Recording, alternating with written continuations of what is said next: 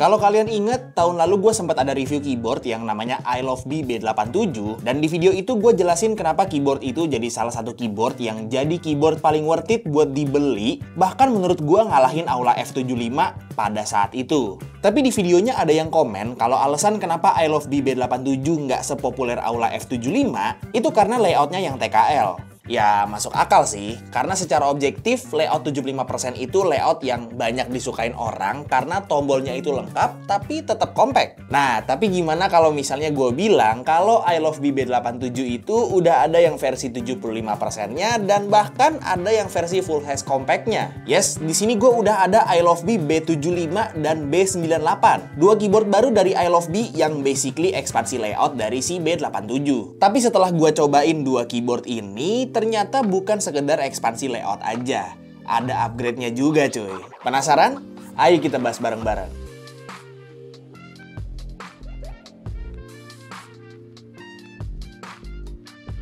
Halo semuanya, ketemu lagi sama gue Tommy, dan di video ini gue lagi mau ngebahas dua keyboard baru dari iLoveBee yang namanya iLoveBee B75 dan B98. Secara overview, kedua keyboard ini adalah mechanical keyboard wireless yang udah triple mode connection, yang satunya layout 75% dan yang satunya lagi layout full size compact, dan dua-duanya punya fitur yang gua suka banget dari si B87, yaitu modular knob yang artinya keyboardnya bisa pakai atau nggak pakai knob. Untuk paket pembeliannya kurang lebih kedua keyboard ini sama-sama dapat unit keyboardnya, dapat dongle wireless, dapat 2-in-1 switch and keycap puller, dapat kabel Type-C, dapat extra switch, dapat si modular knob-nya, dan dapat user manual. Oke, jadi kalau misalnya kalian belum sempat nonton review iLoveBee B87 gua, di sini gua bakal coba buat recap dikit untuk persamaan-persamaan yang ada di B75 sama B98 ini terhadap si B87 itu. Secara garis besar, keyboard iLoveBee ini masih punya tema desain yang sama persis. Dari mulai bentuk bodinya, side profile-nya yang ada LED strip gitu, modular knob yang bisa diganti tombol biasa, bahkan sampai badge di belakang keyboardnya yang masih nyuruh kita buat track-trackan. Ini yang punya brand iLoveBee pembalap apa gimana dah? Jadi secara overall desain B75 sama B98 ini bisa dibilang sama persis sama B87. Yang artinya kalian tinggal pilih aja mau layout yang mana. Mau layout 75% ambil B75, mau TKL ambil B87, dan kalau mau full size compact ya ambil B98. Tapi ada satu hal yang gue kurang suka sama si B75 sama B98 ini dan bahkan bisa gue bilang downgrade gitu. Dan itu ada di keycaps-nya. Memang untuk bahannya masih sama, masih pakai PBT double shot cherry profile, tapi for some reason mereka bikin legending keycaps-nya tuh kayak keycaps murah. Bahkan sampai beberapa keycaps tuh legendingnya jelek banget cuy. Emang sih kalau kita lihat iLoveBee B87, ada varian warna yang pakai keycaps dengan legending yang mirip sama si B75 sama B98 ini. Tapi masalahnya di B75 sama B98 ini, di semua varian warnanya itu legending keycaps-nya sama-sama jelek gitu. Untuk switch-nya di sini kedua keyboard cuma ada varian switch linear aja. Gue pribadi jujur agak bingung ya sama switch-switch yang dipakai di keyboard iLoveBee ini. Yang jelas semuanya linear, semuanya udah factory loop, dan semuanya punya spring yang cukup snappy. Cocok lah sama preferensi gue. Stabilizersnya juga sama-sama udah factory loop secara konsisten, jadi nggak ada isu sama sekali di semua tombol panjangnya. Untuk koneksinya juga kedua keyboard ini sama-sama udah wireless triple mode connection ya, yang artinya dia itu bisa dipakai secara wired, bisa wireless pakai dongle, dan bisa pakai Bluetooth juga. Dan untuk akses mode koneksinya bisa via switch yang ada di belakang keyboardnya. Nah, untuk softwarenya, memang yang B75 ini masih sama statusnya kayak B87,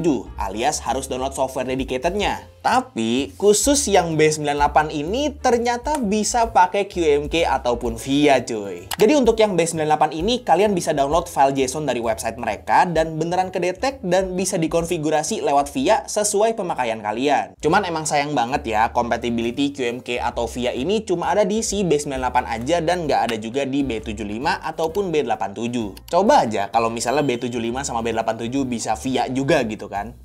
Hancur sih kayaknya market keyboard under 1 juta. Kedua keyboard ini juga sempat gue coba bongkar dan memang ternyata secara struktur masih sama persis sama B87 ya. Sistem bongkarnya campuran pakai baut dan sedikit clamp system yang nggak susah sama sekali buat dibuka. Dan ada ribbon cable juga yang harus dicopot dulu buat misahin PCB sama case-nya. Di bottom case-nya ada semacam kertas gitu dan kalau dibuka, di bawahnya ada baterai buat koneksi wireless-nya yang di B75 dan B98 ini kapasitasnya udah upgrade sama-sama 6300 mAh. sama. Untuk PCB-nya juga masih sama, south facing hot swap RGB, dan plate-nya juga sama-sama pakai polikarbonat. Dampening medianya juga lengkap, dan untuk mounting sistemnya juga masih sama. Pakai leaf spring gasket mount yang mantep banget ya. Mounting system kelas custom keyboard yang dipakai di keyboard pre-build cuy. Jadi otomatis secara typing feel sama akustik juga kurang lebih masih sama B87. Yang artinya udah sama-sama enak ya kalau menurut gua.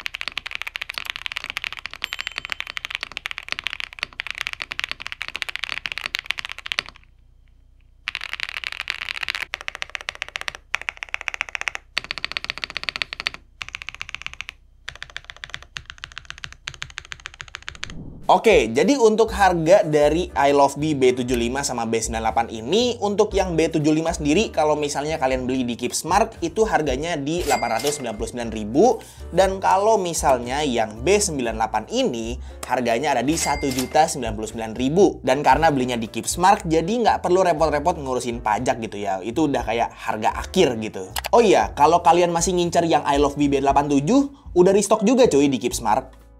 Nah, menurut gue pribadi nih ya, iLoveBee B75 ini masih belum bisa jadi keyboard 75% yang must buy gitu ya. Ini personal opinion gue aja. Karena kalau misalnya kita tutup mata sama experience bongkar dan bagian internalnya, si B75 ini sebenarnya ya kayak Aula F75 dengan modular knob dan baterai yang lebih gede, tapi keycaps-nya lebih jelek gitu. Jadi ya masih banyak plus minusnya ya kalau dibandingin langsung sama si Aula F75, dan gue masih belum bisa bilang si B75 ini clear winner gitu terhadap si Aula F75, terutama karena harganya juga lebih mahal. Tapi beda cerita kalau yang si iLoveBee B98 ini.